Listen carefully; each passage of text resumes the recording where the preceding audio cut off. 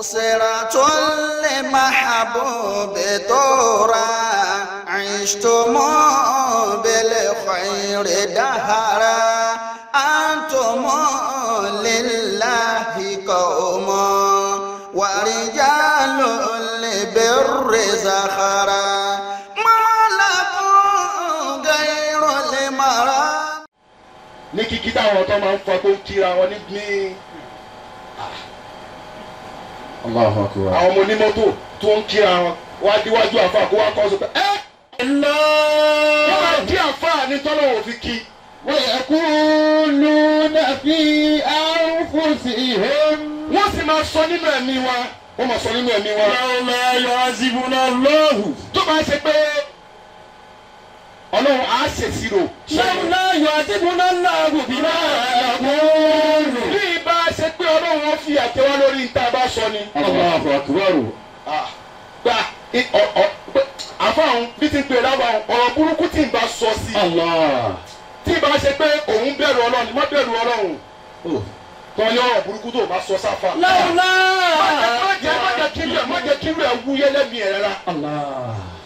torí pé ọlọ́run ló gbé wọn kalẹ̀ ọlọ́run ló wà lára wọn.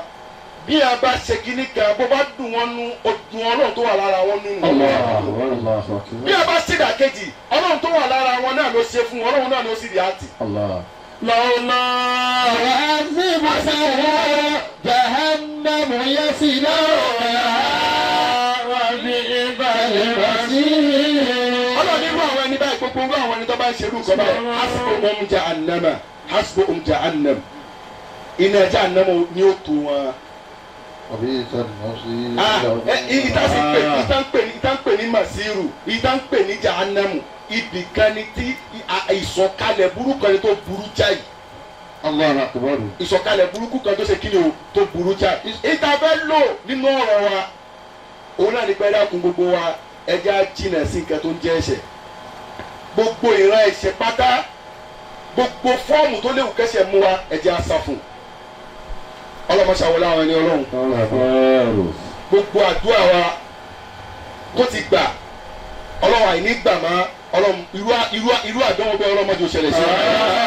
àmín. àwọn èèyàn ṣàmì àdúrà dáadáa. àmín. ṣàmì náà kó lọ sókè dáadáa. ọ̀fọ̀ fagitìrìlì ẹ̀mí àkàtì àti ara ojúmọ̀lá bí ànáwó mẹ́sàn-án tó fà. gbogbo wa ẹgbẹ́ kí á tún wà ní ẹwàdà. a ń lọ bí ìpele àdúrà ìpele ẹlẹ́ẹ̀kẹta. a'anakumullah. àdúrà èyí tí a fẹ́ ṣe nísìnyí gẹ́gẹ́ bí àṣẹṣe wọn bá bàbá wa òun náà ni àdúrà ọjọ́ ìbí àlùfáà wa Habibullah dasliva olórí ọ̀dọ́ Almahbub. ẹ wá gbéṣẹ́ àyè síwájú báyìí. ẹ má bọ ẹni tí a bá ti torí ẹ̀ padìẹ wọ́n ní ìwé ni máa ń jẹ àwọn kan fẹ́ yí òun padà wá ní ara ó ní ìdítọ́ fi ní ìwé ni ó jẹ àwọn kan fẹ́ gbé nígbà ibi tí tán wà títàn sì tóbi ju ìwé lọ.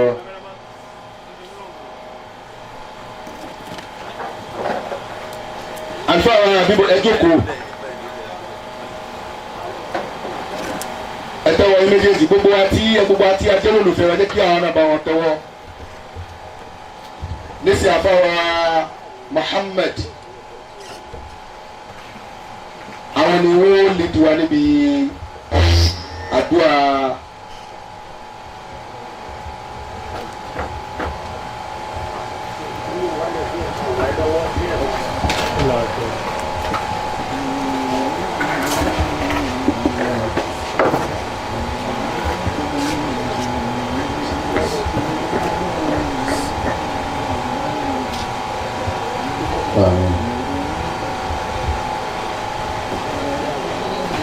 الحمد لله رب العالمين.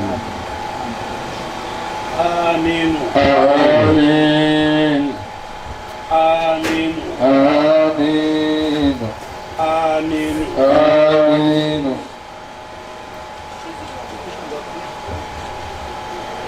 اللهم آمين اللهم آمين. A dúpẹ́ fún afa Muhammad al-Awwal Alhamdulillah rabbil alamin. tí ń darí ètò látàárọ̀ Ya Allah tí ń ta'ala. sọ̀rọ̀ látàárọ̀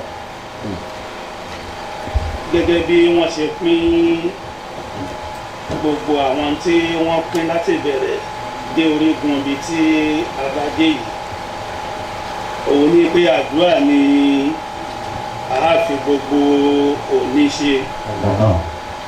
Sayyidina Ali karramallahu wajhahu Amin. ó ní li kulli yawmin amaluhu gbogbo ọjọ́ ló ní iṣẹ́ tiẹ̀.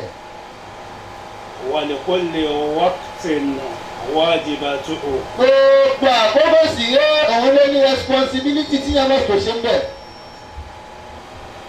lọ́gà assignment bẹ̀. Òun ni àwọn ẹlẹ́kọ̀ọ́ fi jẹ́ ká mọ̀ wípé la tu'akhir amalan li yawmil ghad. iṣẹ́ tó yẹ kó ṣe lónìí má postpone ẹ̀dọ́lá. Nípa wípé ọ̀la tí oní òun lọ nǹkan míì lára dè ọ̀la yẹn ń bọ̀ pẹ̀lú àwọn ọṣẹ́ tọ́lọ́wọ́n bá prógrámù sínú ẹ̀ níyì tí o ti mọ̀ tẹ́lẹ̀ àti níyì tí o mọ̀. Àwọn prógrámù kan ń bẹ yìí máa ń jálò ẹ̀dá lójijì ni nínú tí máa ń jẹ́ kí àfáwò ṣe ọ̀pọ̀lọpọ̀ olólùfẹ́ nígbà míì nìyẹn. Nínú rẹ̀ ni èyí tí ó jẹ́ ìjókòó òkú. Ikú èso fẹ́nìkan tẹ́lẹ̀ pé tó bá di lọ́la yìí wà pa ọ́. Àfáà sì lè ti ní prógrámù míì tẹ́lẹ̀. Òun ló bá tó fi ṣe pé èyí tó bá yẹ kó o ṣe lónìí ọ́ tètè yá ṣe. Bó bá di lọ́la wọ́n lè ní ìyá tí máa ń gbálẹ̀ mọ́ṣáláṣí ó kò sánlẹ̀ ó kú kò sí tó ṣe. Ó overtake àwọn prógrámù tí ti ń bẹ níwájú tẹ́lẹ̀ nìyẹn àbí kò sí overthrow ẹ̀. Kò sí tó ṣe. Èyí tó tún tẹ̀lé òun ò lágbára tó òun nìjókòó ọmọ bíbí.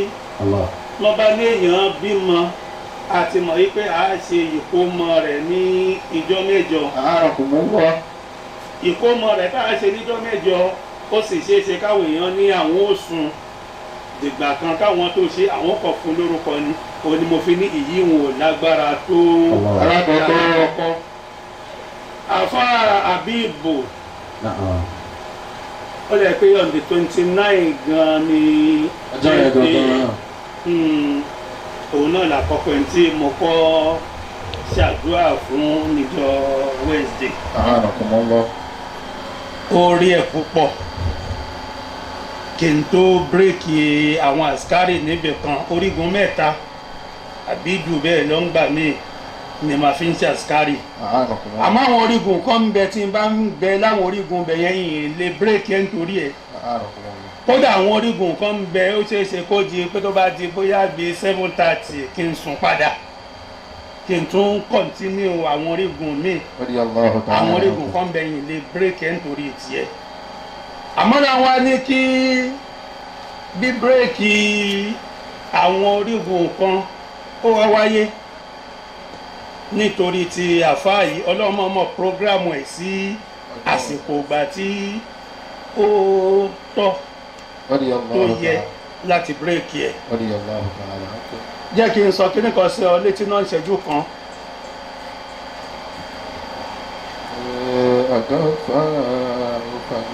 Mo ti sọ tí n fẹ́ sọ fún ẹ tán.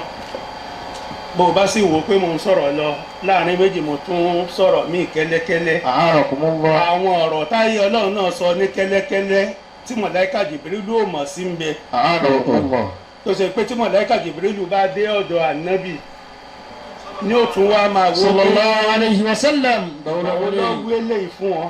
Ìgbà wo ló wélé fún ọ. Bó ṣe rí nìyẹn. Bó ṣe rí nìyẹn. Jìbìrìlù ó ṣe máa gbọ́ pé tìlọ́dà nẹ́mi ni o. Bọ́ba àwọn ohun ló fi jẹ́ pé àwọn àdìsí kan ń bẹ àdìsí dáńfó ni.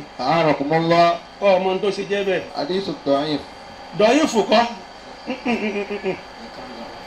má gbẹ́sẹ̀ méjì ọ̀gbìn kọ̀ọ̀kan ni. radiyallahu ta'ala anhu. àdìsí dáńfọ́lá àdìsí tó dájú ó gedegbe tí ò sọ́wọ́ Jìbìrìlù ń bẹ̀ tí Jìbìrìlù ò mọ̀ sí òun ní fi ń jẹ́ àdìsí dáńfó ó dájú ó gedegbe. Allahu akbar. Jìbìrìlù náà dọ́dọ̀ ànábì ń gbọ́ ni bó ṣe rí nìyẹn o. update. ọ̀nà ẹnìkan ń sọ ọ̀rọ̀ wípé táwọn èèyàn bá lè sọ ibi tí àlù àlá wà nínú Kùránì wákàtí márààrún mo wá rí i pé àwọn tó ń bá náwọn ń dárú ẹni bẹ́ẹ̀ náà lóhùn mi ìlé níwọ̀n níṣẹ́ àmọ́ kọ́ mójútó àwọn nǹkan tó yẹ. wọ́n fi yín lẹ̀. wọ́n fi yín lẹ̀ o. adamallahu hayatakum. kò rọrùn kí ara ayé àtàrọ ọ̀run ó dìjọ máa sọ̀rọ̀ papọ̀. ó yẹ kó o mọ̀ pé álámù ibi tá ń lò yìí kọ́lẹ̀ ẹni ọ̀hún ń lò. ẹni tí ò lo àgbáńlá ayé táwọn wà yìí tó lè ń wá. jásíbò mi ń tọ́ ẹ̀. lọ́rọ̀ tí ò gba wàhálà rárá. a'anakumullah. kò sí tírà kankan tó súnmọ́ Kùránì bèlè tàṣẹ wípé yóò bá àbí yóò jù lọ ẹ jẹ́ ká fi yéhun lẹ̀. bẹ́ẹ̀ de àfa Habibu da Silva Ọláyíwọlá olórí ọ̀dọ́ bẹ́ẹ̀ ni àwọn orúkọ kan ń bẹ yìí tí ń bẹ láti ìpìlẹ̀ wá kó tó wá sọ ẹ̀dá bẹ́ẹ̀ ni àwọn orúkọ kan ń bẹ bí wọ́n bá sọ̀yàn bí ò bá bá mu ọlọ́wọ́n bó gbọ́rúkọ yẹn dànù kúrò lọ́wọ́ ẹ̀ yóò gbórúkọ yẹn fún ẹlòmíì tí ó bá mu láti mọ jẹ́ bẹ́ẹ̀ kódà wọn lè máa pe ẹlòmíì lórúkọ míì nínú ẹbí wọn ọlọ́wọ́n sì rí i pé orúkọ yẹn ò bá mu nínú ẹbí wọn yóò gbà kúrò ní ọwọ́ rẹ̀ yóò wá yọ ẹlòmíì nínú ẹbí wọn tí orúkọ yẹn ṣe déédéé rẹ̀. bàbá wa pé Habibu ní olórí ọ̀dọ́ ọlọ́wọ́n bá ti rẹ́gísítà orúkọ yẹn tẹ́lẹ̀ kó tó dìgbà tí a sọ bẹ́ẹ̀ ni. Allahu akbar. lam yakun shay'an mazkura. mọ̀wùlẹ̀ ní ọ̀fẹ́ káyà láti máa fi báyẹn mọ́. a ṣe àdúrà ọjọ́ bí fún àfa. salil khayra indal khayri. bẹ́ẹ̀ níbi tá a bá ti ń jòkó òun ló fà tá a fi kí àdúrà yẹn bọ àárín méjì kó tó wá di wípé a wá ṣe àdúrà tìyí tí a ṣe fi gbẹ̀yìn ìjòkó. Allahu akbar. ọ rí i pé ṣẹ́jú ni mò ń bá wọn àfa sọ̀rọ̀ ipe ṣe àbíká tó ṣe báyìí àbíká tó ṣe báyìí. Allahu akbar. Súrátù Ṣúrà ń bẹ nínú Kùránì. Súrátù conversation. A'anakumullah. Súrà dialogue. ṣẹ̀ṣẹ̀ wí bó ṣe yẹ kó wí nìyẹn conversation kọ́ lọ́ọ́ tó súré sí ó ti yé. A'anakumullah. ìfẹ́ lo kéwú rárá àfa àti ìlú tó pọ̀ nínú kéwú. àfa nọ́ọ̀sì nìyí yóò sì tún lo kéwú. so jẹ́ kémi rọra ọ̀rí pé mò ń pẹ́ kíní yẹn lẹ̀ báyìí mò ń ja jùlẹ̀ báyìí a ṣe àdúrà ọjọ́ ìbí fún àfa. òun níjọ́ tí ẹnìkan papòdà tẹ́nìkan ṣaláìsí ìyìn ní dárúkọ ẹni ọ̀hún mọ̀jẹ̀ ń dárúkọ ẹ̀ táwọn nábì wá fẹ́ kírun sí i lára táwọn nábì wá ṣe tàkbírà tó ju 4 lọ. ọ̀sìnbẹ̀. Allahu ta'ala ankum. ànábì wá ṣe Allahu akbar níbi òkú tó kú ó wá kọjá 4 tí èèyàn máa ń ṣe. ó kọjá 4. àwọn tí ọlọ́run ní kí wọ́n lè béèrè lọ́wọ́ ànábì wá béèrè lọ́wọ́ ànábì wípé. sallallahu alayhi wa sallam. ìwọ ń ṣe ọlọ́run eléyìí tó ṣe yìí ṣé ti ìgbàgbé ló fà á tó fi ṣe ni àbí ọmọọmọ ṣe bẹ́ẹ̀ ànábì inú òun ò gbàgbé. èmi ò gbàgbé o. ìgbàgbé o. àwọn èèyàn máa ní àwọn ń kọ́ ṣe ànábì. sallallahu alayhi wa sallam. ànábì sì sọ nínú ọ̀rọ̀ kan wípé ẹ lè fi èmi wé ẹ̀yin nígbà tá ànábì ń sọ̀rọ̀ wìsọ́ọ̀lù ó ní ẹ lè fi èmi wé ẹ̀yin o nípa wípé èmi máa ń jẹun wọ́n máa ń fún èmi lóúnjẹ jẹ lójú oorun wọ́n á sì máa fún mi lómi mu dákun torí ọlọ́run bá bá wá fún wọn náà ló ń jẹjẹ lójú oorun ọmọ pọ̀ dágun Allahu akbar. wọ́n sì fẹ́ fi ra rẹ̀ wí ànábì ọlọ́run. sallallahu alayhi wa sallam. bá mi fẹ́ ṣe gbogbo súnà nábì ìwọ náà ṣe faramọ́ kọ́ máa jẹun lójú oorun. a ṣe gbàdúrà kó máa fún ẹ lóúnjẹ jẹ lójú oorun. bọ́ ọba ṣèyẹ bí súnà lọ fẹ́ ṣe ìwọ náà gbàdúrà kọ́ máa jẹun lójú oorun. kò tún jí látọjú oorun.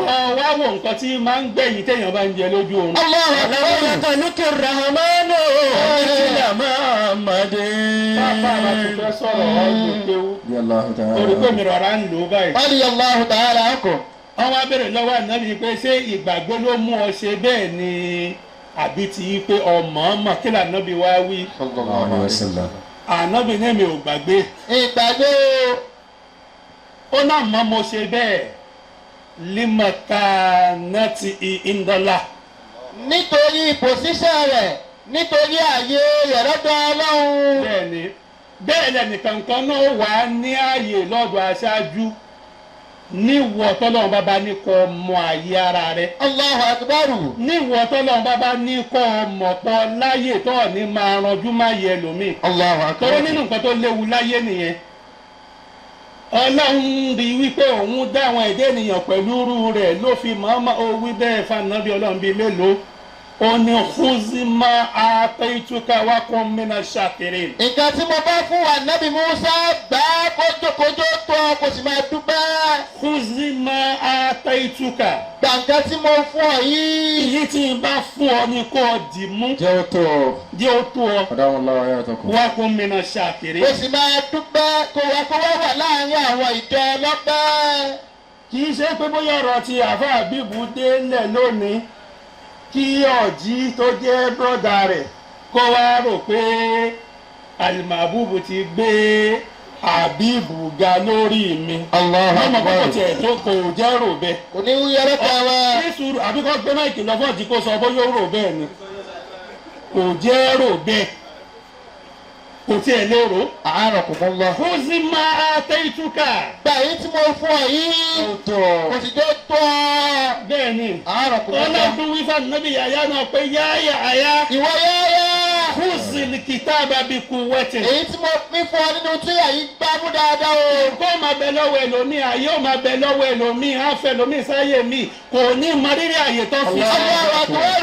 ayé ẹlòmíì ni ó máa ranjú mọ́. radiyallahu ta'ala anhu. kò mọ tí ń ṣe náà ló fà á. kò ní ṣiṣẹ́ tiẹ̀ iṣẹ́ oníṣẹ́ ni ó máa ṣe. bẹ́ẹ̀ ni khuzima ataytuka wa kun mina shakirin. ìwọ tó fún mi kò máa gbá mọ́ṣáláṣí kò máa ń gbá tọ́ílẹ̀tì. pọ́ṣọ̀n ibi tí wọ́n fún ọ láyè rẹ dé yẹn mójútó. mójútó dáadáa. mójútó. Allahu akbar. àìmójútó lè jẹ́ kí èyí tí wọ́n gbé lé ọ lọ́wọ́ gan ó jábọ́ lọ́wọ́ rẹ. radiyallahu ta'ala ankum. ó ní mo fi kí àáfà radiyallahu anhu. lórí àwọn ibi tó lọ. ìjẹ́kẹ́ni kankan mọ̀ pé yín wàá ṣe wútúbà níjọ́ Jímọ̀. Allahu akbar. bọ́kùnrin yìí bá mọ̀ ni yóò ti pìpìà rẹ̀. kò mọ̀ mo yọ sí gbogbo wọn lójijì. mo ò jẹ́ kí mo lánàá ṣe rábì náà mọ̀ pé yín bọ̀ wá ṣe wútúbà. radiyallahu ta'ala anhu. mo pe àfàbíwábì mo ní ìwà ṣe wútúbà mo ní tí n bá wo bára mi bá ṣe rí. Allah. ó mọ̀ pé mo ti fi kẹ́yìn tó sí àti tinú mọ́ntìkì àti tinú bàlágà mo ti fi sí nígbà wàá kú ọ̀la mo ní mi ìwà ṣe é mọ́. Allah. mo pè é mo ní ìwà ṣe é mọ́ ọ̀rọ̀ náà wá ń dàrú ó wàá kú bóyá 10 minutes tó n bá tún pè é mo ní àfa mi ń bọ̀ wá ṣe. Allah. nǹkan gbé wá nù. fi pọ́ ọ̀tá mi mójú kan lẹ̀ má dààmú ara rẹ̀ má dààmú ara rẹ̀. má dààmú ara rẹ̀ o. ibi tọ́lọ́ bàbá fi ọ́ sí lọ́ lára mi díbẹ̀ mú. yóò ní òdì mú. bíkú wà tí. bíkú wà tí mójú tó bẹ̀ dáadáa kọ́ bàbá jábọ́. àárọ̀ kò mú wà.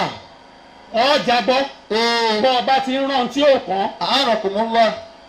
àwọn ànábì Ọlọ́run nìyẹn o. alayhi salam. Ọlọ́run ọba dìdí kọ̀rẹ́ẹ̀tì wọn.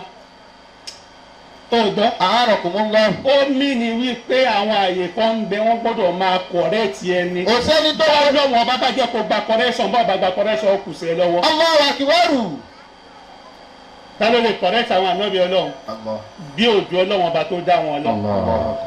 àmọ́ tóun ti bẹ́ẹ̀ báwọn ànábì Ọlọ́run bá ṣe tó oríṣi ìdájọ́ bíi mẹ́rìnlá kan gbẹ́ngbàtà nábì ń sọ̀rọ̀ lórí rẹ̀ Sayyidina Umaru bẹ̀rẹ̀ sí ni máa kọwọ́ bọ gbogbo ẹ̀ ní kọ̀ọ̀kan pé ẹ̀sà ẹ má jẹ́ àṣẹ léyìí báyìí ẹ̀sà ẹ má jẹ́ àṣẹ léyìí báyìí anábì fi ó sì ti bẹ̀ pé ní anátíkú bí sọ́wọ́ àbẹ̀.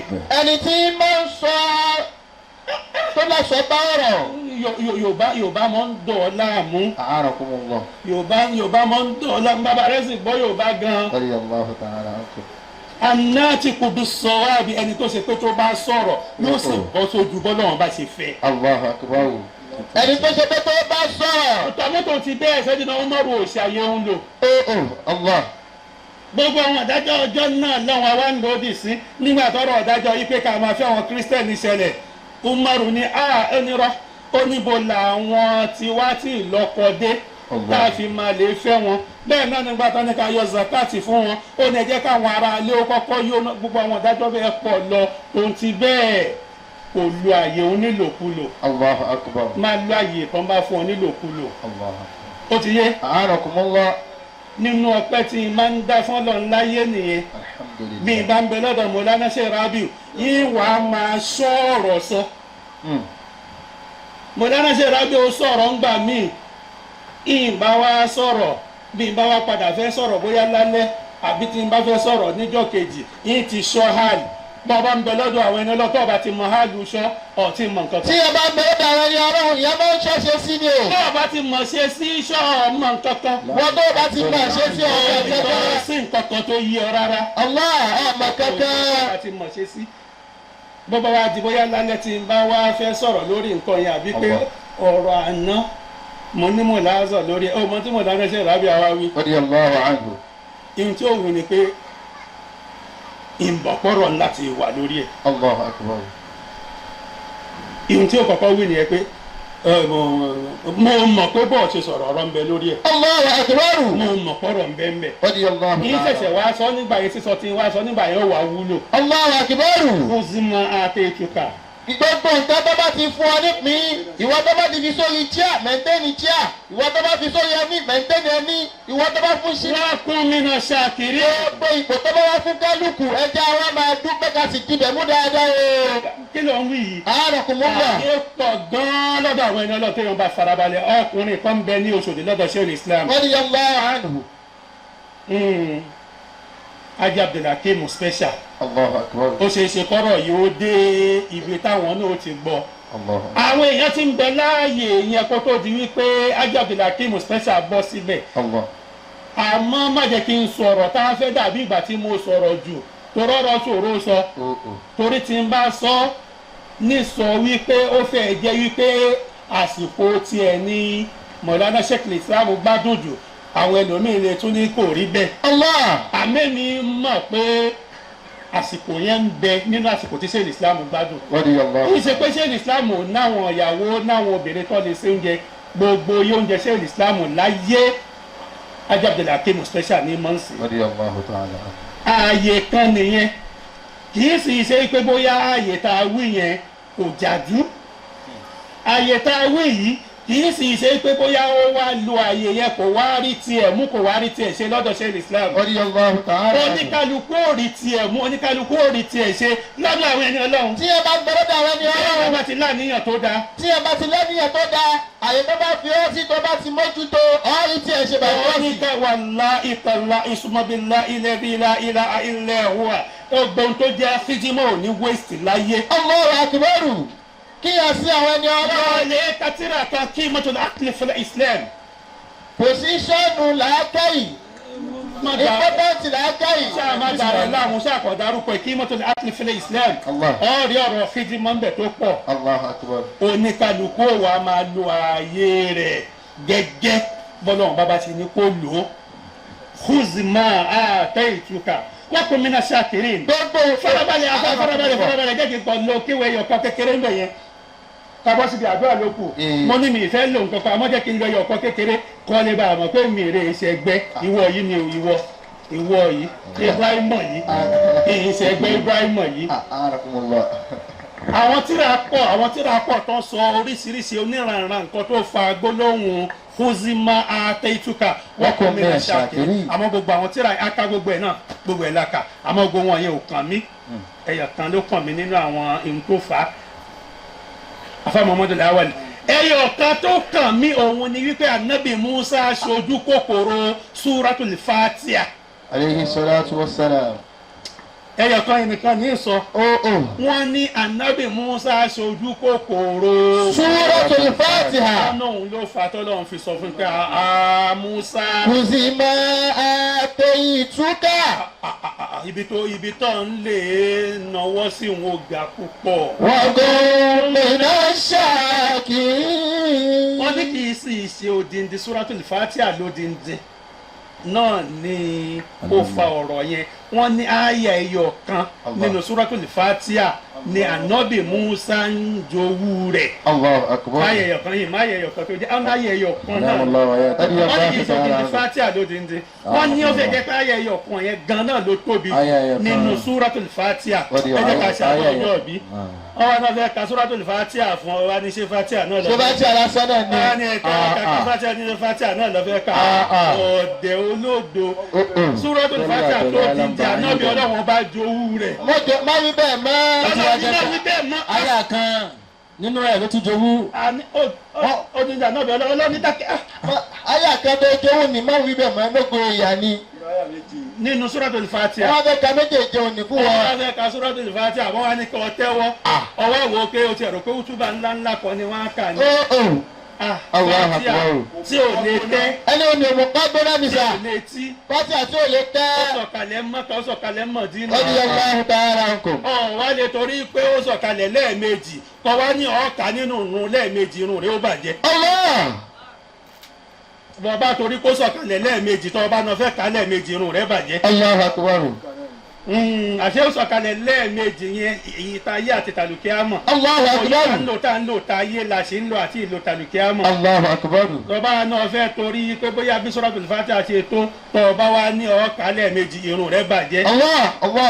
lè ní bí yọ̀ ṣe pọ̀ ńlẹ̀ tó kọ́ lè bá a mọ̀ pé orówó ra yọ̀ lọ́ ṣe bù sóúnjẹ. yóò bó oúnjẹ jẹ́. ẹ jẹ́ ká ṣe é kò ní ṣe jẹ. àdúrà ọjọ́ ìbí fún àfa àbíbò. Allah. bóyá tá a bá ṣe àdúrà ọjọ́ ìbí tán ni ó wàá ṣe kí ló ń pè é ní Lárúbáwá ni. wọ́n máa pè é ní kàkàtù wọ́n máa pè é ní wọ́n máa sọ taqti il-halawa. sọ mọ̀ wípé istidamul asma wà lọ́dọ̀ àwọn Lárúbáwá. bí ẹ ti ń lo Lárúbáwá. ní sùúrù àfa nǹkan táwọn Lárúbáwá ò bá ní wọn wá yẹrùkọ míì fún òun ló fa káàkù yẹn káàtù yẹn ìntòfà nìyẹn ìntòfà nìyẹn àmọ́ tá a máa fẹ́ lóun tí wọ́n máa lo bóyá tẹ̀kítìlì hàláwà nǹkan ó ti yé irú Afandi Yusuf Afandi Yusuf ẹni tó kọ́kọ́ mú ẹwà yẹn délùú mọ́sírírí láyé Yusufu ló ń jẹ́ wọ́n wá ṣe àfitì ẹ̀ lọ síbi orúkọ yìí pé Afandi Yusufu Allahu akbar. Radiyallahu ta'ala ankum. ẹ jẹ́ ká ṣàdúrà ọjọ́ ìbí ẹ jẹ́ ṣàdúrà ọjọ́ ìbí ká tó wá ṣe àdúrà tẹ̀síkhirul àfáàkì tá a fi rándọ̀pù gbogbo àdúrà òní. òun ló fà á tí mo fi mọ́mọ́ ní ẹ jẹ́ ká kí àdúrà ti àfa àbíbù bọ àárín méjì ẹ má jẹ́ ká lè fi tiẹ̀ sí gbẹ̀yìn. a ṣàdúrà ọjọ́ ìbí fún àdúrà ọjọ́ ìbí yẹn yóò wá bọ́ sí àárín méjì a wà lè fi tẹ̀síìrùlẹ̀ àfáàkì a lè fi òun láfi rándọ̀pù ìjókòó. ó ti yé ọ̀ya. Bismillahirrahmanirrahim. ní sùúrù kó máa di pé bóyá tí n bá sọ̀rọ̀ ilé ìtàn yín tún padà tún wá sọ̀rọ̀ míì àwọn àfáà bíbò náwó ọjọ́ ìbí ti ẹ̀dá brọ́dẹ̀ ń bẹ níbí bí ìgò ojú ẹ̀ bá tiẹ̀ fáìn ju tèmi lọ ìgò ojú ẹ̀ tó fáìn ju tèmi lọ yẹn gan ń bẹ nínú nǹkan tí ó jẹ́ fáìnì fún. ìgò ojú ẹ̀ tó fáìn ju tójú mi lọ gan ìbẹ́nu tí ó jẹ́ kó náwó ọlọ́run tó bẹ́ẹ̀ ni ọlọ́run tó fi mú náà ni ọlọ́run tó fi mú náà ni. afárá bíbù sọ ń gbọ́ èèwọ̀ tí ẹ̀ lè sí nínú òpònú èèyàn tó pè láfà tó ní òun yìí ṣàfà wọ́n rore rò ó ní kó má rore rò òun ọgbẹ́ni tó bá pè láfà tó ní òun ṣàfà o ọ̀nà alákọ̀wé lè mi yá sọ fún kò mọ̀ tí màá fà ní. kò mú kọ́ gbẹ́rẹ́ ní sa. wọ́n pè láàfà wọ́n rore èrò ó yà ní èmi ń ṣàfà ń tèmi o. àfà ní abáfà kan ní. ẹ bá sì pè lálàyé yóò dáhùn. àfà ní ọba gbé báyìí sí lẹ́nu. àfà ní mísà. èmi àfà ní ọ̀dà ló dà fún ọ. àfà ní o wọ́n sì ń ná àwọn tó pè láàfà tó ní òun ṣàfà o. èmi ń ṣàfà ní. ògìgì àfà ní abáfà kan ní ọ. أسرة المحبوب طورا عشتم بالخير دهرا أنتم لله قوم ورجال البر زخرا